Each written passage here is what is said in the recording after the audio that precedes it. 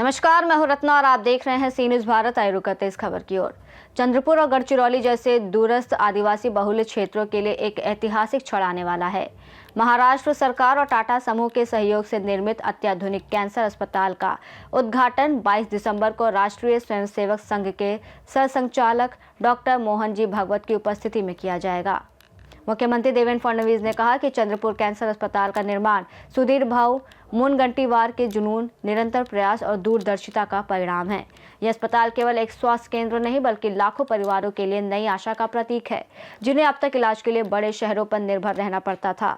इस परियोजना में सुधीर भाऊ मुनगंटीवार की भूमिका विशेष रूप से उल्लेखनीय रही। उन्होंने निरंतर प्रयास और सामाजिक जिम्मेदारी की भावना के साथ इस सपने को साकार करने में अहम योगदान दिया। टाटा समूह के अनुभवी चिकित्सा विशेषज्ञों की भागीदारी से अब क्षेत्र में सुलभ और गुणवत्तापूर्ण कैंसर उपचार संभव हो सकेगा। यह अस्पताल चंद्रपुर और आसपास के आदिवासी बहुल और दूरस्थ क्षेत्रों के लिए बेहतर स्वास्थ्य सेवाओं की दिशा में एक महत्वपूर्ण कदम माना जा रहा है। चंद्रपुर कैंसर अस्पताल की स्थापना से न केवल रोगियों को सुविधा मिलेगी बल्कि क्षेत्र में स्वास्थ्य सेवाओं के स्तर में भी सुधार होगा और मरीजों को बड़े शहरों तक यात्रा करने की आवश्यकता नहीं होगी। नमस्कार। आज चंद्रपूर आणि परिसराच्या दृष्टीने एक अत्यंत महत्त्वपूर्ण असा क्षण आहे। आज आपण महाराष्ट्र शासन आणि टाटा समूहाच्या सहकार्यातून उभ्या केलेल्या कॅन्सर हॉस्पिटलचे लोकार्पण करत आहोत। हे हॉस्पिटल एक आरोग्य केंद्रच नाही तर लाखो कुटुंबांसाठी नवीन जीवनाची आशा ठरेल असा मला विश्वास आहे। चंद्रपूर व गडचिरोली हे दोन्ही जिल्हे दुर्गम जंगलांनी वेढलेले आणि आदिवासी बहुल आहेत। अशा ठिकाणी विशेषतः कॅन्सरसारख्या आजारासाठी वेळेवर दर्जेदार आणि सुलभ उपचार मिळणे हे मोठे आव्हान होते। अनेक वर्षापासून येथील नागरिकांना गंभीर आजारांवरील उपचारांसाठी अन्य शहरांकडे जावे लागते। ही गरज ओळखून शासनाने पुढाकार घेतला आणि टाटा समूहासारख्या विश्वासार्ह व सामाजिक बांधिलकी जपणाऱ्या संस्थेच्या सहकार्याने हे हॉस्पिटल उभे राहिले।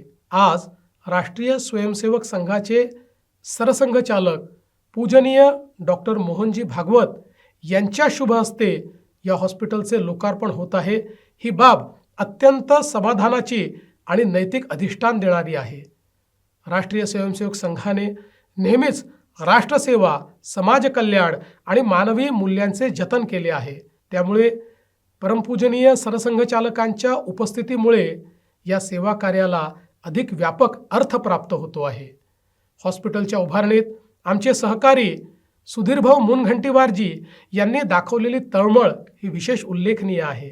त्यांनी सातत्याने पाठपुरावा केला, पत्रव्यवहार केला आणि केवळ एक लोकप्रतिनिधी म्हणूनच भूमिका बजावली नाही तर खऱ्या अर्थानं जबाबदारी निभावली।